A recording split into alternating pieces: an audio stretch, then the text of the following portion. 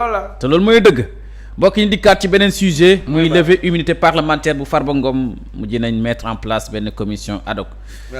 waaw ndaxte nag la liste des 10 députés devant composer la commission ad hoc chargée d'examiner la demande de lever immunité parlementaire député l'opposition Mouhamadou Ngom ma limal la ko ñi ko bonkee ñuy composer commission Babacar Varoré Amadou Dia Fatou Ngom Mohamed Selim Ayim Daffé Marie Angélie Mam Selbe Diouf Yugar John Aliou Ndaw et Ansouma Sarr ñii ñooy ñëpp nag tous membres de la majorité parlementaire Pastef les patriotes de Djibo Somari pour le groupe Takku Wallu opposition et Moussa Amady Sarr député non inscrit et cetera léegi Cheikh Omar Sarr gars yi nag waa Pastef nag léegi ñu ngi bëgg a bëri nag ay levée immunité parlementaire mu ngi bëgg takkaw naa soo non problème bi du ay bëri ay levée immunité parlementaire lan la bon sama jàngat ñaar laa la ci wax waaw bi si jiitu mooy ban constitution wu Sénégal moo ne waaw moo lam aucun député ne peut être entendu jugé ou condamné sans la levée de son immunité parlementaire immunité parlementaire ñaar la am soo déggee ñu wàll immunité parlementaire bu doon jëm ñaari tànk la am benn tànk bi moo tudd irresponsabilité beneen bi tudd inviolabilité li taxoon ñu indi woon immunité parlementaire lenn moo ko taxoon jóg c'était pour protéger député bi maanaam man ma nekk président yow nga nekk député ma bëgg la faagaagal ma ñëw rek yóbbu la ci yoon léegi nag ñu ne immunité parlementaire mooy loolu mooy protéger député bi ba député yi mën la déglu xool ndax lii ñu lay toppee ndax jar nañu da la ko toppee bu dee flagrant comme Bougazelli bi mu duggee ci affaire xaalis fraude ak yooyu ñu jàpp ko flagrant loolu immunité parlementaire amu ci maintenant Farba Ngom dafa am lu ñu ko téewee woon entre temps ñu ne am na leneen lu xew il faut pour ñu enquête ko ci beneen dossier ñu defal ko levée de l'immunité parlementaire loolu mooy immunité parlementaire donc loolu mooy principe droit mënuñu topp Farba Ngom pour xaw ma dañu fekk ci moom ay téléphone te li taxoon ñu téewoon ko mooy ay mbiru 125 milliards waaw ci diggante bi ñu ne ay mbiru téléphone duñ ko fekkee ak lu mu ci wax mënuñu ko enquête foofu te demuñu assemblée dindi immunité parlementaire donc dossier bu nekk ak immunité parlementaire loolu mooy li nga xam ni xam naa ko ci droit maintenant li may wax man la engagé en tant que Cheikh Omar bi ma gisee ministre de la justice mu génn di def conférence de presse di wax ci mbiru Farba jour boobu man dama am mbetteel ak kersa bu mu ci génne moom ministre de la justice waaw parce que pour man sa sortie était catastrophique man du ma la wax yàllaa ngi lay nuyu te gisuma ko dëgg la man défendre ma Farba démb défendre ma ko tey te du ma ko défendre suba moi je suis un homme de principe dafa am fu ñuy xaar waaw dañu ñëw ñu ne ñu Farba Ngom jour boobu sax laa xam ni Mamadou Ngom la tudd ñu def fi communiqué pôle judiciaire et financier ne dañ koy topp ci 125 milliards ne association de malfaiteurs moom ñu tudd ko tudd Ahmadou Sall tudd ñeneen ak ñeneen Tayrou Sarr ay milliards kon man pour man Yacine buy génn pour defal ma conférence de presse na génn wax ma enquête boobu fan la toll milliards yi fu mu nekk man loolu laa doon xaar quoi mais pas ay téléphone ay téléphone portable non Farba daa yor téléphone day seetaan porno man lu sama yoon non dañu waxante non grand il faut qu'on apprenne à nous dire la vérité moi ce que j'attends que li ñuy topp Farba nañ ko génnee quoi comme disent biñ teewee Farba 125 milliards dañ ko doon toppee xaalis baa ngi nii alal jaa ngi nii preuve yaa ngi nii quoi voilà non nañu waxtaan mais après qu'on revienne me dire dafa yor téléphone kaso bi ñaataa fa yor téléphone bëri na démb rek man yónnee naa ko nekk ci kaso bi lu mu jëndee lu mu lekk chaque semaine daanaka am na prisonniers yoo xam man maa leen di envoyé te ay téléphone la ñu yore ñoo ngi ci kaso bi da nga bëgg ma wan la sama téléphone léegi-léegi su tu veux je te montre mon téléphone mën naa la woon message Cheikh Omar yónnee ma lu ma jëndee meew ak cere ma yónnee mu ngi ci kaso bi ce n'est pas la première fois kaso bi di am ay téléphone il faut arrêter nañ ñu wax farataag yi xaalis bi ñu raawoon te ñu jiin ko ni daf ko lewal nañ génnee loolu 125 milliards waaw mais léegi ñu may ay yor na téléphone ak seetaan na porno moom au moins comme mu ngi seetaan porno te daa bëgg jigéen loolu baax na waaw ba ñu moo gën leneen li moo gën non non c'est que nañu waxante dëgg waaw yii ñu def nii man yi man góndiwuma loolu ba ma gisee Yacine mu génn def conférence de presse naan téléphone portable ay image yoo xamante ni mënuñ man lu sama yoon na seetaan porno. même buy zee porno sama yoon new si. man xaalis moo ma yitteel gars man fi mu toll nii fa laa nekk de. communication bi peut-être bi mu di communiquer ay patron de presse ak ay avocat xëy na yooyu lañ bëgg a découvrir est-ce que bëgguñ yóbbu réew mi yóbbu ko ci benn réew mi un pays ingouvernable. kan la. waaw mais d'après révélation yi ministre bi joxe ci téléphone yi Farba Ngom bi. oui mais non loolu mën na nekk. ay numéro téléphone ay yooyu. bu fekkee ni dafa nekk en détention. gis nañ ni am na ñu muy woo wala ñu muy jokkool première chose nan lañ def ba téléphone bi dugg fa.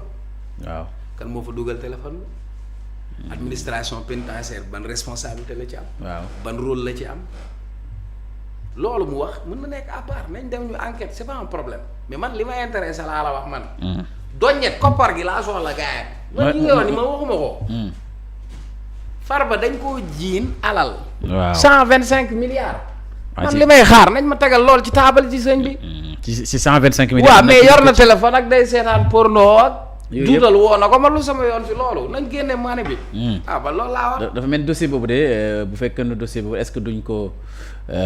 parce que grand depuis 2 ans dimbali ma fii yow. ñaari at a ngi nii da ngaa dégg kuñ fi àtte ci affaire alalu réew. te mu leer nañu sàcc yaa ngi fii nii. sàcc yaa ngi fi de. waaw benn sàcc bi bàyyi nañ ko mu nga doon seetaan match Coupe d'Afrique di zibilé dañoo àtte kenn Diomaye da nga koo dégg mu waxtu lu jëm ci justice yow non dama lay laaj.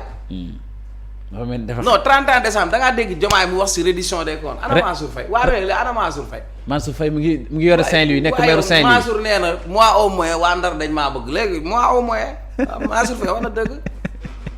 waaw mais du Mame Mbaye Niang ni neen day porter plainte Sonko pour laaj ko 500 millions. waaw da koo tal moo tax. est-ce que yoon demoon na ci kawam. waaw mu ngi noonu bàyyi ma waay gaar. président de la République ñi ngi xaar ay réformes yu mu annoncé woon ci première trimestre bu année 2026 di feeg 2020. ñoo ngi lan. ñu ngi xaar ay réformes waaw sëñ bi.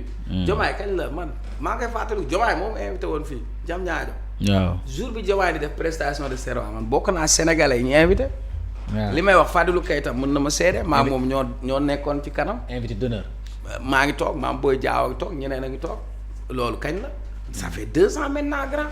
ça fait 2 ans. ça fait 2 ans mon gars. est-ce que les gens se sont battus tey pour ñu egg fii quoi. booy ñu rayoon nii kenn àttewu ko. non dama lay laaj. non dama lay laaj Elmat. booy ñu rey fii booy bi ñu dóor fii bal fii Parcelles mu yoroon drapeau Sénégal xamuñu ko rey ba tey. waaw ba léegi plus de 65 morts ba tey da nga gis benn enquête bu ñu wax ni diw moo ko rey bal bi moo ko rey nangam moo ko rey non dañuy waxtaan. non dañuy waxtaan. Covid bi corona bi gars yi liñ ci dóor yëpp hôpital Dalal Jàmm baa ngi nii sa wet. bu mel ni Moustapha Diop ak Farba daal la ma ci gën a métti dama ne. fii ba tey dara leeru fii nii man fi mu toll nii point mort bi laay dëgg xam nga point mort laa xëcc toog di seetaan parce que lii xaw ma ko. depuis 2 ans qu'est-ce qui bouge sur la reddition des comptes qu'est-ce qui bouge sur la question de la justice après on revient ici pour me dire que ouais Farba téléphone portable porno mais moi je m'en bats les couilles mon gars. man xaalis bi laay lijjanti gars. xaalis bi nga lijjanti xaalis bi daal en tout cas. ma ne nañ ma wax 125 milliards yi anamu. en tout cas daal alal boobu ñuy wax ne étudiants yi soxla nañ ko enseignants yi soxla nañ ko. réew mi soxla na ko secteur yi infrastructure bi yëpp soxla nañ ko. nekk ci réew mi Sénégal nga nekk fi scandale yi fi am yëpp ci nguuru Macky Sall. 2 ans ku ma waxoon ni affaire yi ba tey leeru waaw mu ngi noonu. leeragul de. waaw mais yow fa mel ni Ousmane Kane gouverneur de la région de Dakar dafa mel ni yaa moom yéen bokk dëkk Pikine moom. moi je suis très fier de lui xaw ma ko nag. musuma ko gis doomu Pikine la quoi. musuma xam ne sax doomu Pikine la waaye keroog bi mu yëkkatee kàddu mi dama cee bëgg xamal tax ma bëgg ci ñaar ko waral. d'abord kàddu yi bi mu waxee dama gis sama bopp. na ci sa bopp de. waaw parce que dafa ne moom. école 5 la jànge école 5 mu ngi nekk Pikine Ridis. waaw mu ne bi mu paree école 5 Fadilou Diop la jànge mu ngi nekk tali bu bees.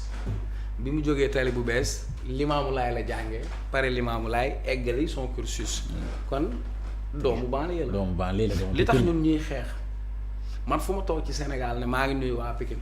wala ma ne guddi Pikine laay fanaani. j'ai pas besoin de dire que Pikine laa dëkk mais c'est une façon de réclamer ma pikinité montrer que. dëkk ci banlieue du délit du défaite. déedéet. banlieue da laa war a defar. grand man vrai boy Pikine laa stade Amadou Barry bii laa doon dawalee trotto sama oom yëpp a xoolee ko. waaw stade Amadou Barry bii laa doon loué vélo cross dem dexu meew comprendre nga. dem mbalitu tubaab loolu moo ma defar mais terewul ci jàng kenn gënuñoo mën a jàng kon banlieue waruñu nangu ñu ñuy stigmatiser wala ñu ñuy dëkkal fu ñu dëkkul comprenez donc ça c'est un vrai débat que je mène démb dégg naa sax kenn ku ne Kër Massar ni mu mel lii wax ci wax bu ñaaw pour man benn nit bu def lu ñaaw warul tax ñu dëkkal ñëpp fenn. moi ça a toujours été mon combat maintenant le gouverneur li mu wax ci làmb ji il faut que ñu organiser làmb ji sécuriser ko. làmb da bokk si man mere nañ ma sax man mere nañ ma ci bañu ma ko ma mere parce que nit ñi parfois dañuy dégg benn wax ku nekk wut nu mu ko interpréter. tontu naa ci sax mais peut-être li ma ci tontu peut-être dafa yokk coow bi rek. mais man xam nga daw ma coow. waaw yow kay loolu am man daw ma coow parce que li ma leen wax. mën naa ko assumer waat. je crois que la sortie des lutteurs de Guédiawaye dama koy rafetlu. muy Balla Gaye.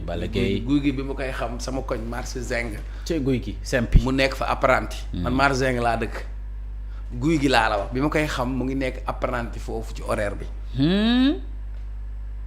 guy gi. guy gi mel na. ah sempi. ah ak man sempi. Balla Gaye kenn du ne du vedette yóbbu na làmb ji fu kawe. waaw ñoom koy def nañ léegi. Modou Lo waaw mosoo ko dégg ci wax bu débordé non nañu waxtaan. mos nga dégg Modou Lo mu yëkkati benn wax. ils sont des lutteurs qui sont des vrais responsables. mais léegi grand man munumaa bañ làmb. ils sont des responsables vraiment. munuma bañ làmb. jàmbaar la participer man bokk naa écrit Boy Niang. Boy Niang mun nga laaj déggool. combat Boy Niang Zoss bi ñu koy signé maa ngi toog. waaw. Ama Baldé bokk naa écrit Fallaye di ko jàppale sur sa communication. chaque semaine bu la Pikine di bëre maay jiitu. munuñu bañ làmb. déedéet mais ni làmb ji mel nii munumaa neex. non luy làmb ji sécurité amul. violence non làmb ji saa yi amee c'est de la violence mais bu fekkee munuñu régler la question de la violence nañ dakkal làmb ji la lii de laa wax Fadam 2 dem di ma laayfal. mooy Fadam 2 na live ci yeneen moo gën. waaw mais garaawul nee naa ko man nag ragaluma coow mais bon garaawul quoi moom sam waay la. waaw parce que Fadam 2 man lu mu mën a wax rek lenn daal laa ko nawee. waaw Fadam 2. nangul naa ko ni ku bëgg Sénégal la. parce que Fadam ci Coupe d'Afrique bi gis naa coono yu mu ci daj. waaw jàmbaar la moom man benn yoon laa mës a daje ak moom te jour final bi laa daje ak moom ci buntu stade bi. kon xam naa nag dóor na ma xeer dóor naa ko xeer léegi match nul quoi. match nul Fadam 2 Cheikh Omar sa waay la waay. te dëgg yàlla moom it ko jàmbala ci. non man Fadam lu mu ma def garaaw. parce que ni mu taxawee ci Coupe d'Afrique bi rek. yéen a bokk. te damaa dem ba